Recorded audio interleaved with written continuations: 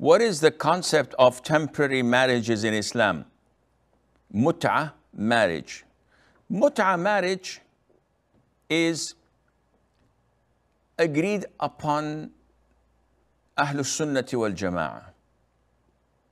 It was in the beginning permitted for a certain period of time when there was a great need among the Muslims to have it. Then on the 7th year of Hijrah, the year of Khaybar, the Prophet ﷺ prohibited it, and the ruling of it being permissible was abrogated, and it became prohibited and haram. And the essence for marriage is stability, continuity, to have tranquility, compassion, mercy between the spouses, and also to have children. And if there were a divorce or a fatality or death, then to have a iddah, the waiting period, and to inherit one another. All of this is not found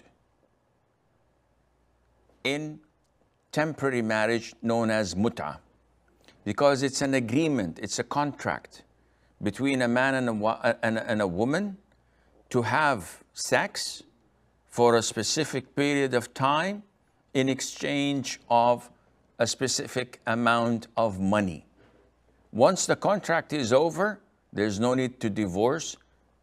Once the time lapses and ends, there's no need for divorce. There's no need for anything. They just split and they move on.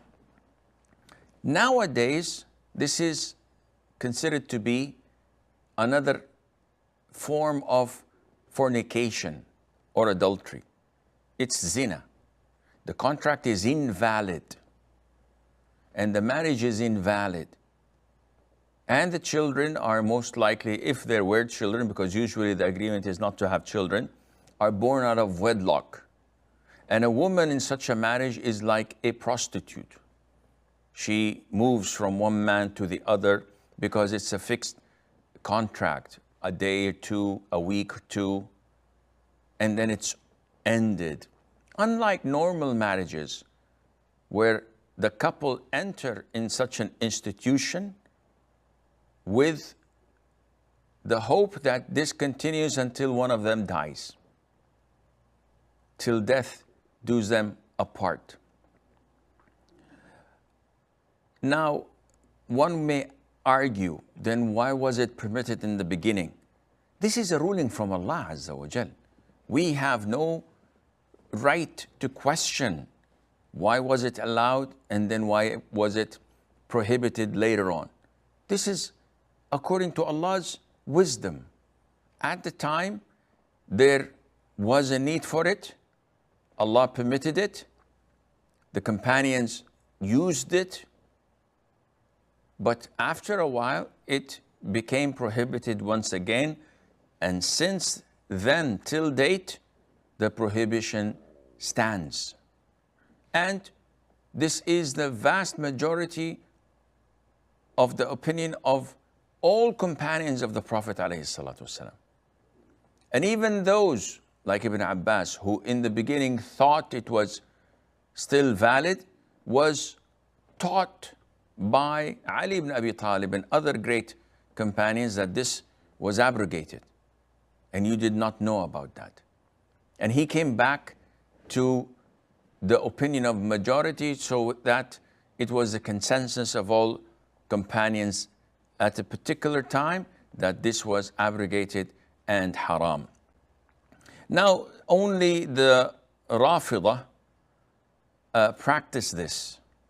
And this is, again, against the belief of Ahlus Sunnah wal Jama'ah, which is based on the Quran and on the prophetic Sunnah. And if you go to their leaders and their imams and ask them would they give their daughters to such marriages, they would fight against that, and they would furiously say, no, this is not permissible for our daughters, for our sisters, but it is permissible for all other types of women, which shows you that this is not an Islamic concept.